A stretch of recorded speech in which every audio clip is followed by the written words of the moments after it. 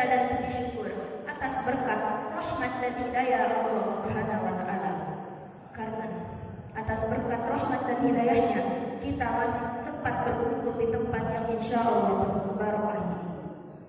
Salawat dan salam tak lupa kita sampaikan kepada nabi besar kita, Nabi Allah wa nabiyana Nabi Muhammad sallallahu alaihi wasallam. Nabi yang telah merobek-robek bendera kejahiliaan dan mengibarkan bendera keislaman yang berlemaskan la ilaha illallah, tiada Tuhan selain Allah. Di kesempatan yang penuh berkah ini, izinkan saya menyampaikan sebuah kutub dengan judul Mencintai Allah, Cinta yang Tak Terbatas. Kita semua pasti mengetahui bahwa cinta kepada Allah adalah segalanya. Namun, bagaimana jika ternyata kita tidak mencintai Allah, Zat yang menciptakan alam semesta? Apakah hidup kita akan tetap berwarna atau hanya hampa seperti seseorang yang menyusuri? Lantas, bagaimana cara kita membuktikan cinta itu kepada Allah? Ada beberapa cara yang akan saya sampaikan. Yang pertama, dengan mengetahui sifat-sifat Allah. Dalam agama Islam, Allah Subhanahu wa taala memiliki 99 sifat yang perlu kita ketahui, yang disebut dengan Asmaul Husna. Jika kita telah mengetahui ke-99 sifat ini, maka kita tak akan menemukan sisi negatif. Sebab Allah adalah Zat yang maha sempurna, lagi maha menyayangi hamba-hambanya.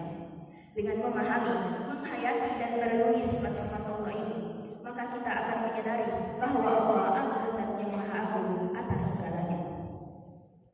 Yang kedua, mengetahui fitrah sebagai manusia. Allah Subhanahu wa taala menciptakan manusia dalam keadaan suci, tanpa titik noda dosa sedikit pun. Namun, ketika usia seseorang bertambah, segala kesibukan yang mereka perbuat menjadikannya lupa kepada Allah Subhanahu wa taala. Hati yang semula bersih, suci dan tenang, lama-kelamaan akan ternodai oleh aktivitas kita sehari-hari. Bahkan hampir setiap hari kita mendapatkan dosa. Begitu banyak orang yang tersesat dan kehilangan arah menuju rohnya. Setiap hari mereka merasakan kegalauan, kegelisahan, dan hati yang selalu tidak tenang. Berbeda ketika kita mampu mencintai Allah, maka kita akan merasakan kebahagiaan, kesenangan, ketenangan, dan ketentraman dalam menjalani kehidupan. Sebagaimana dalam firman Allah surah Al-A'raf ayat 28 yang berbunyi, A'udzubillahi minasyaitonir rajim.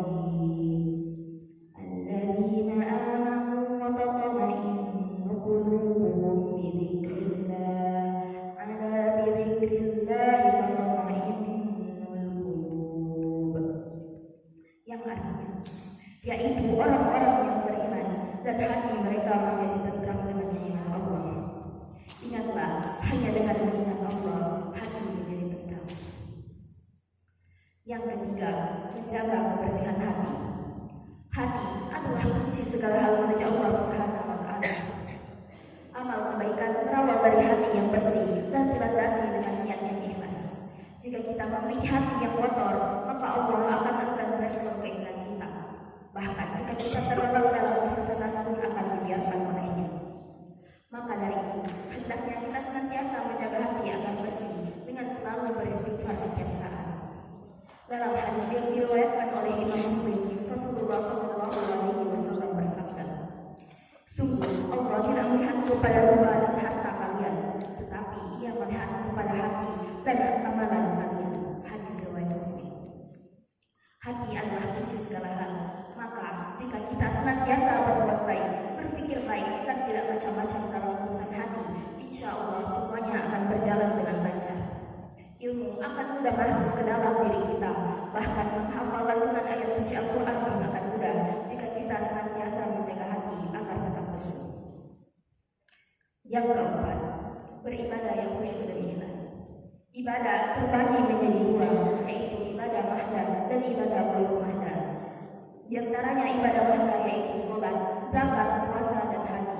Sedangkan ibadah ghairu mahdan seperti berbuat baik, bergotong royong, bersedekah, dan masih banyak lagi. Pada intinya, ibadah merupakan kecintaan kita kepada Allah Subhanahu wa taala. Bayangkan bila tak ada ibadah-ibadah ini, mungkin kita akan jauh dari rasa kasih sayang dan kehidupan akan terasa hampa.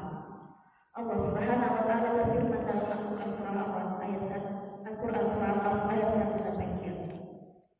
Bismillahirrahmanirrahim.